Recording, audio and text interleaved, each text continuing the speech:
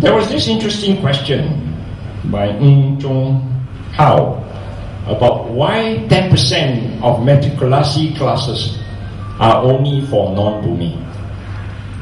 Well, we have to be very clear. When the government started matriculasi, it was not meant for the non-Malays. First, we have to be very clear in our mind. It was meant for the Malays, for the Bumi Putra, to help them to get into science stream or medical schools. So they have this class matriculasi. It was never meant for the non-Malays.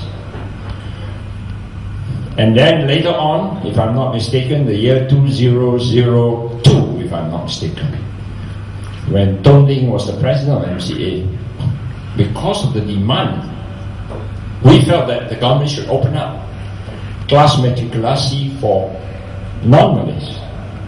And at that time, they say, okay, we open up 10%. If you check the record, when the government first opened up matriculasi for non-Malays, in the first 3 years, they were unable to fill up the 10%. Nobody wanted to go in. Nobody wants to go, oh, they want to go, standard too low, this, that. Even we have to suggest that the 10% of Bumi, the non-Bumi, must all be put into one cluster, in one college in Terengganu, or in Muar, or in Kuala Lumpur. Then they say there are enough non-Malays, then only people will go. But today, everybody wants to get into matriculasi. Why? Because they felt that it's easier to get into the university.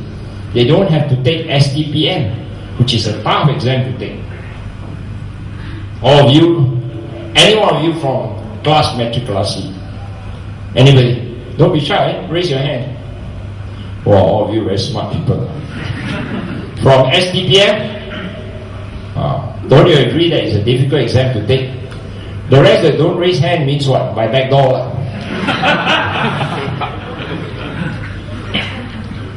Because now people want to choose the easy way. They feel that, oh, matriculasi is easier to get into university.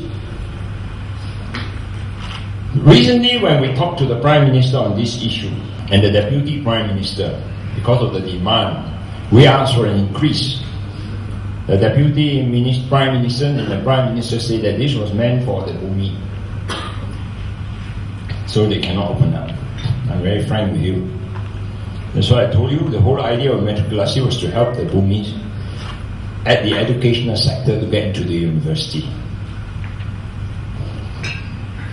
Somebody asked this, MCA should start its own educational scholarship fund. Oh, not easy, my dear friend. You must really have deep pockets. But I can tell you, we have a different scholarship, better than scholarship that we offer. Our KTA and our university environment is a form of scholarship because it's subsidized education. It's long term and you don't even have to pay back. Our school fees is one of the lowest. Of late, we have remodeled the thing and we are going to upgrade to university. KTA to become university college. So the fee structure is so low because it's subsidized. And we have to bear the cost. And part of the cost also bear by the government, part bear by the party. And we have been carrying this baby for the last 35 years. More than 35 years. 41 years for KTA. And University Tunggal for about nearly 8 years. So in terms of education and training, I would say no other political party has done more than MCA. That's the truth. We created these two to cater to the needs of the Chinese. But today, KTA seems to outlive its purposes. Everybody wants to go to university. Nobody wants to go to college. College, like no standard a bit, must go to university. So if you add university, college also short a bit. So we are trying to upgrade to university college. Today I saw the Prime Minister and one of these subjects is this. How to upgrade this. And I've discussed with the Minister of Higher Education. He has no problem with that. But I've already appointed Professor Chan Fon Ang to look into the cost structure and the fee structure so that in 2 weeks' time we will make a decision. of how to carry Keita forward.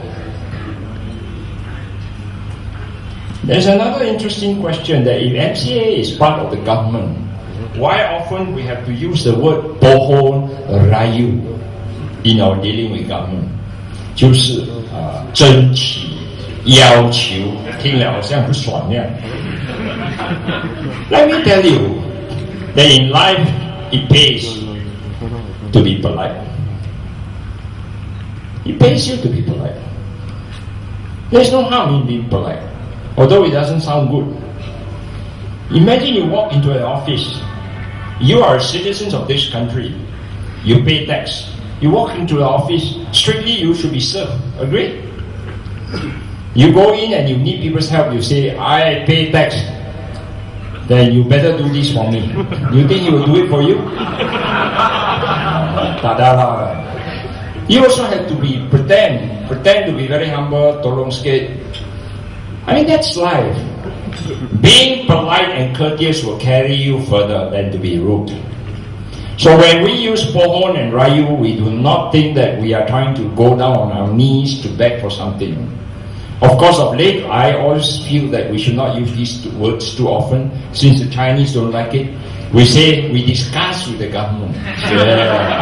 我们跟政府讨论啊，你们不爽哦，爽我们就继续的用，不要想着要求跟争取讨论，讨论的不得爽就拿不到。